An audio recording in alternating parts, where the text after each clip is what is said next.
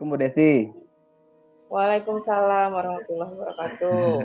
Ini Bu, dalam rangka kegiatan pendidikan calon guru penggerak, ini saya mau minta pendapat Ibu mengenai ada kasus nih dalam penugasan. Jadi kasusnya tentang Ibu Tati. Ya, biar saya bacakan dulu kasusnya ya Bu ya. Ya, kasusnya begini.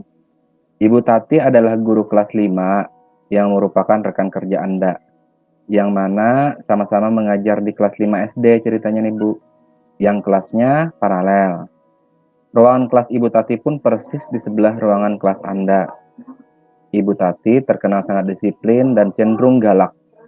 Pada sisi lain, Ibu Tati juga pekerja keras dan muridnya pun selalu mendapat nilai-nilai yang sangat baik. Nah, sebagian murid-murid sangat takut kepada Ibu Tati ini, dan sebagian lain bisa menyesuaikan diri. Kemudian kepala sekolah Anda dan orang tua murid juga sangat menghargai Bu Tati. Untuk melihat suatu hari Anda mendengar tangisan seorang murid dan pergi keluar untuk melihat asal suara tangisan tersebut, Anda melihat seorang murid perempuan kelas 5 sedang berlutut di atas bebatuan sekolah yang sangat panas hari itu, menghadap di depan pintu kelas Ibu Tati. Anda melihat Ibu Tati tampak tidak menghiraukan suara tangisan muridnya dan tetap mengajar seperti biasa. Namun, Anda bisa melihat bahwa beberapa murid di kelas Ibu Tati mencoba untuk mencuri pandangan keluar kelas melihat temannya yang sedang menangis dan berlutut di terik matahari. Apa yang harus Ibu lakukan ketika melihat fenomena ini? Kemudian, apakah Ibu dapat menginterupsi di mana saat itu ada guru Bu Tati yang memiliki wewenang atas kelas yang dipimpinnya. Dalam kondisi ini kira-kira apa yang Ibu lakukan? Bisa Ibu jelaskan Bu, gimana Bu? Iya, saya mulai ya. Ya. Pertama-tama, tentu saja karena mendengar suara tangisan itu refleks pasti melihat ke arah luar, ke arah tangisan. Kemudian tadi dikatakan bahwa ada siswa yang menangis. Nah, sebelumnya saya akan mendatangi dulu siswa tersebut. Ya, tujuannya untuk menenangkan terlebih dahulu. Karena meskipun kita belum tahu itu masalahnya apa, tapi kalau ada siswa yang dalam posisi seperti itu, kemungkinan kan itu mendapatkan hukuman. Nah, jadi saya berusaha untuk menenangkan dulu si anak supaya tidak memancing perhatian dari teman-teman yang lain. Dari teman-temannya di kelas saya maupun di kelasnya sendiri gitu. Nah, setelah anak tersebut tenang, baru saya minta izin ke ruangan Ibu Tati, minta izin waktu beliau sebentar untuk menanyakan kira-kira apa masalahnya sampai anak tersebut dihukum seperti itu.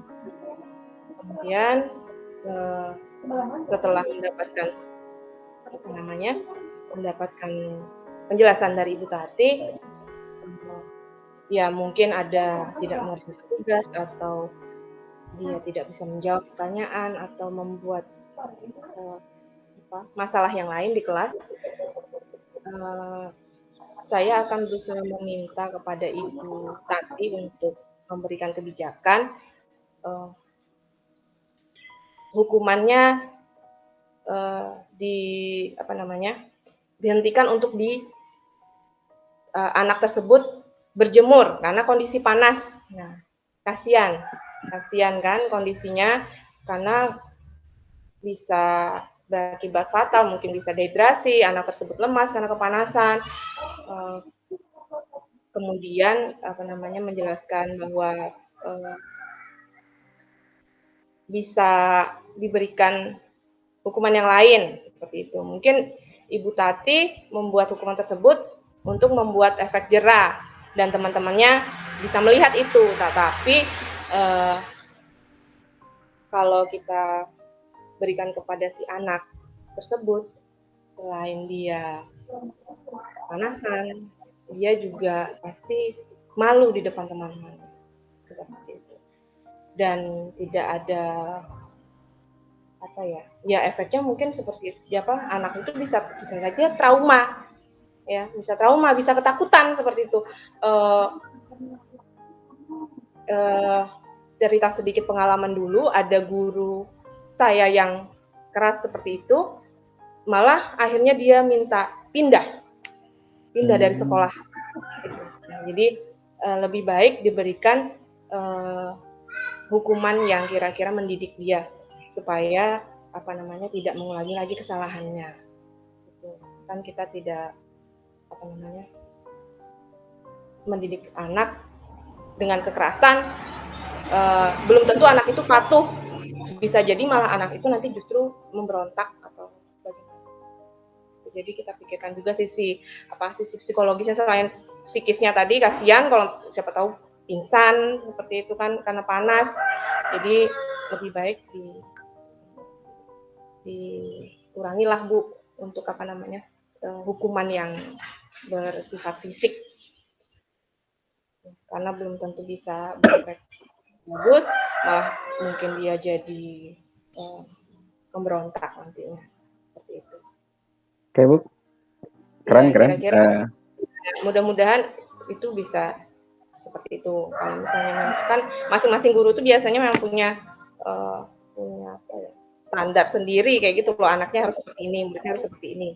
Tapi karena kita posisinya sama-sama mengajar, sama-sama gurunya kayak gitu kan, kasihan kayak gitu. Belum lagi nanti efeknya juga sama teman-teman lain. Oke Bu, keren. Gitu. Ya. Jadi sebagaimana yang saya tangkap ya, Ibu sudah luar biasa memberikan pendapat karena memang sesuai dengan pola pendidikan kami di Guru Penggerak juga, bagaimana pembelajaran itu berpusat kepada siswa. Jadi sebagaimana filosofi Ki Hajar Dewantara, artinya kita harus mengedepankan siswa. Jadi kita lebih mengedepankan siswa, dan siswa. Jadi apa yang kita lakukan melalui kebijakan kita, apalagi sekarang tidak ada, artinya tidak boleh memberikan hukuman ya Bu ya. Betul sekali, saya setuju sekali apa kata Ibu. Tidak boleh kita memberikan hukuman, apalagi hukuman itu mengarah kepada kekerasan.